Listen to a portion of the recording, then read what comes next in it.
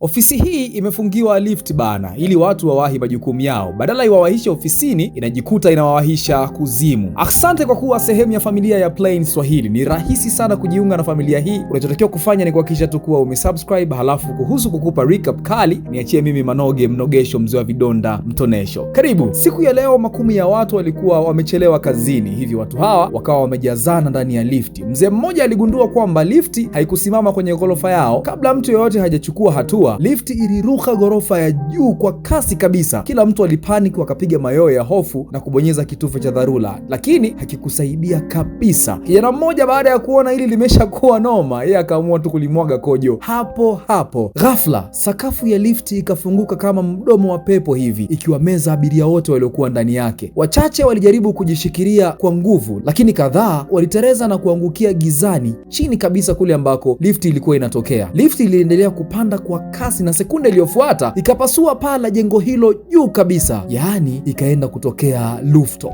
Sasa ajabu ni kuwa hii haikuwa mara ya kwanza kwa lifti hiyo kuwaua watu. Mapema siku hiyo, mtu mmoja kipofu alitaka kuitumia lifti hiyo. Alikuwa na mbwa wake ambaye alikuwa anamuongoza pembeni yake, lakini milango ya lifti ilipofunguka hakukuwa na chochote isipokuwa uwazi mkubwa ambao kama angesogeza mguu hapo angetumbukia. Mtu huyu kipofu, bila kutambua hatari hiyo, aliisogelea lifti hiyo. Mbwa wake alibweka kwa kuashiria kuwa mbele yake kuna hatari, na hii ilikuwa ni warning kwa kipofu yule. Lakini kwa sababu ya upofu aliokuwepo nao, hakuweza kuelewa onyo hilo kutoka kwa mbwa wake. Akapiga hatua mbele yake akiwa ameshikilia kwa nguvu kamba ya mbwa wake, akatumbukia ndani na kubakia amening'inia kutoka kwenye kamba ambayo alikuwa amemfunga mbwa wake shingoni. Sasa kutokana na uzito kuwa mkubwa mno, na kwa masikitiko makubwa, mbwa alivutwa chini pamoja na kipofu yule. Sasa walinzi wa usalama walihisi kuna kitu cha ajabu kinaendelea. Walipofika eneo hilo, milango ya lifti haikufunguka kila walipojaribu kuifungua, lakini ghafla ikajifungua yenyewe kwa njia ya kutatanisha. Mlinzi mmoja aliangaza kwa tochi ndani na kumwona mbwa aliyokuwa akimuongoza kipofu yule, lakini wakati akishangaa, milango ya lifti ikagonga kwa nguvu na kumbana sehemu yake ya kichwa. Alijitahidi kwa nguvu zake zote pamoja na mwenzake kumsaidia, lakini haikusaidia. Lifti ikaanza kusogea taratibu, ikishuka polepole kana kwamba mtego wa panya tayari umemnasa panya aliyokuwa anatafuna suti ya mwenye nyumba. Sasa kutokana na kubanwa na lifti ile shingoni, akapaniki bwana. Akawa anamsihi mwenzake amuokoe, lakini yule mtu akiwa na hofu alifunika uso wake na kulia tu bila ya kumtolea msaada wowote yule mwenzake. Mwishowe mlinzi huyo hakuweza kukikwepa kifo, na moja kwa moja lifti ile ikampa VIP ticket ya safari ya moja kwa moja mpaka kuzimu. Sasa taarifa za lifti hii ya ajabu ambayo imegeuka kuwa lifti ya kuzimu zikaenea haraka mpaka kuwafikia waandishi wa habari. Si unajua tena kina Miladayo na stori za udaku. Basi kamera zikazunguka jengo hilo na kila mmoja kutaka kuandika hadithi ya lifti hiyo ya ajabu. Siku hii msimamizi aliwaita mafundi wa lifti Mark pamoja na Jeffrey ili wafanye kukagua lifti ile, lakini baada ya kukagua kila kitu hawakukuta chochote kibaya. Lifti ilirejeshwa kazini kama kawaida. Siku hiyo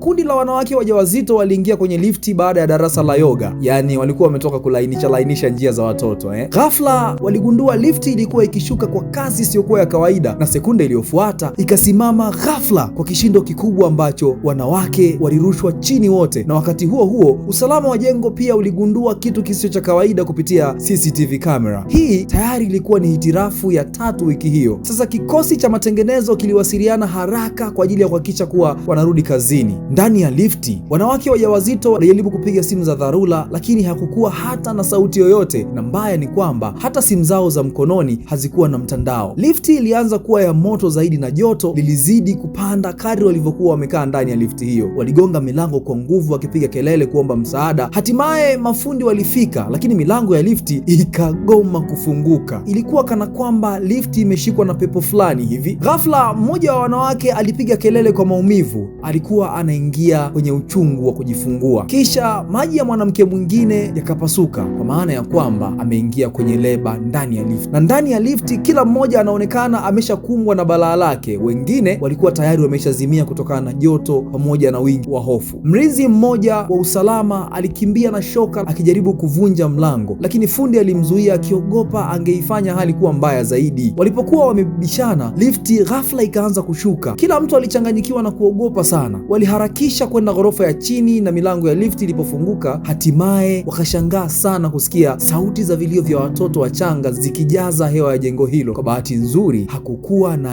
aliyepata majeraha makubwa safari hii. Sasa yule fundi Mark alirudi kukagua lifti tena, lakini kila mfumo ulionyesha hali ya kawaida tu. Mara hiyo mwandishi wa habari aliyeitwa Jennifer alimkaribia Mark akitumai kupata taarifa za ndani. So unajua tena habari za design hii ndo zinauza kwa ndugu zetu waandishi wa habari. Lakini Mark akamwambia tu hakukuwa na maoni yoyote ile ambayo angeweza kumwambia mwandishi wa habari huyo. Sasa Mark na Jeffrey hawakuwa na chaguo ila kuondoka wakiwa wamekata tamaa, kwa sababu kila walipokuwa wakikagua lifti hiyo hakukuwa na dalili zozote zile zinazoashiria kuwa kuna kihatarishi kinachoonyesha kuwa ubovu wa lifti hiyo umefikia kiwango cha juu sana. Siku iliyofuata kuna vijana wawili mabisho walikuwa wakitereza kwa zile rollerbladers barabarani, vijana wa mataili hawa. Muda mfupi baadaye waliingia kwenye gereji ya maegesho katika jengo hilo ambalo lifti ile ya ajabu ndio ilipo. Mmoja wao aligongwa kwa bahati mbaya na gari. Alishangaa kuona wiper za gari hii zikiwa zimejisimamisha zenyewe kwa njia ya ajabu, kana kwamba kuna kitu hakikuwa sawa katika eneo hilo. Ghafla milango ya lifti nyuma yake ilijifungua yenyewe na mwanga mkali kutokea ndani ukamvuta kijana huyo na kummeza ndani yake. Kisha lifti hiyo ikapaa kwa kasi kubwa, ikapanda hadi ghorofa ya 86. Kwa sauti kubwa ya kishindo, mwili wake ulitupwa nje na alianguka moja kwa moja mbele ya rafiki yake aliyekuwa amekaa chini kutafakari tukio lilomkuta rafiki yake huyo. Na hapa polisi wakafika eneo la tukio, na walipochunguza wakahitimisha kuwa ilikuwa ni ajali ya kawaida. Lakini ukweli ni kuwa hakukuwa na yoyote aliyeweza kueleza jinsi kijana huyo aliyevutwa kwa kasi ya ajabu na kupandishwa mpaka juu kabisa ya ghorofa hiyo kwa spidi ambayo haikuwa ya kawaida. Siku hiyo hiyo ndani ya jengo hilo kulikuwa na kituo cha kulelea watoto yatima. Sasa mlango fulani ulifunguka wenyewe na msichana mdogo aliyekuwa akitembea taratibu akasogea mpaka kwenye mlango wa lifti hiyo, lakini milango ilijifunga ghafla kabla hajaingia, na akageuka kwenda kwenye lifti ya upande wa pili, tena milango ikajifunga kwa ghafla. Alikimbia huku na huko mara kadhaa akiwa amechanganyikiwa, kisha mlango wa lifti ya katikati ukafunguka polepole kana kama unamwambia sasa ingia. Lifti ilianza kupanda yenyewe ikiacha pengo jembamba la ajabu chini, na msichana aliinama na kuchungulia ndani yake. Mara hiyo mwalimu wake alisikia kelele na akakimbia kuja. Kwa bahati nzuri msichana huyo hakuingia ndani ya lifti hiyo, lakini mdoli ulikuwa umeshikwa na katoto kale ulionekana kukandamizwa na kitu kisichoonekana. Baadaye mmiliki wa jengo Bwana Milligan aliingia kwenye lifti na ghafla tone la damu lilimdondokea juu begani, na alipoangalia juu aliona kitu cheusi kilichokuwa kimesogelea juu kabisa ya dirisha ya dari hilo la lift, na ghafla mwili wa mwanaume ukaanguka juu yake. Milligan alipiga kelele kwa hofu na kutoka akitambaa ndani ya lifti. Naita mchezo wewe, kila mmoja anapenda kuishi we. Kwa mshangao mkubwa, mtu aliyekufa alikuwa ni Jeffrey mwenzake na yule fundi aliyekuja kuikagua lifti hile, anaitwa Mark. Sasa hapo ndipo jengo lilipopata mbuzi wa kafara. Sasa Jeffrey alilaumiwa kwa ajali zote za hivi karibuni, lakini Mark hakuamini upuuzi huo hata kidogo, na aliporudi Mark alianza kupitia upya mafaili ya ramani za ujenzi. Wakati huo huo mwandishi Jennifer alimtafuta tena kutaka habari za udaku, na alikuwa na mkanda wa video mkononi. Ilikuwa ni kamera ya usalama ya gereji ya maegesho, tukio kamili la wakati wa yule kijana alipouawa yule mwendesha mataili. Lakini sehemu ya kutisha zaidi ni kuanzia alipovutwa ndani ya lifti hadi alipotupwa nje. Ilichukua chini ya sekunde 2 tu, lakini lifti ya kawaida ingechukua angalau sekunde 40 kufikia urefu huo. Hatimaye Mark na Jennifer walipata dalili halisi za kwa nini yale yanatokea ndani ya lifti hile. Nyaraka zilionyesha kuwa mbunifu wa lifti alikuwa mtu aliyeitwa Steinberg, mtaalamu wa biolojia na sayansi ya kompyuta, lakini alifukuzwa jeshini kwa aibu kwa kutumia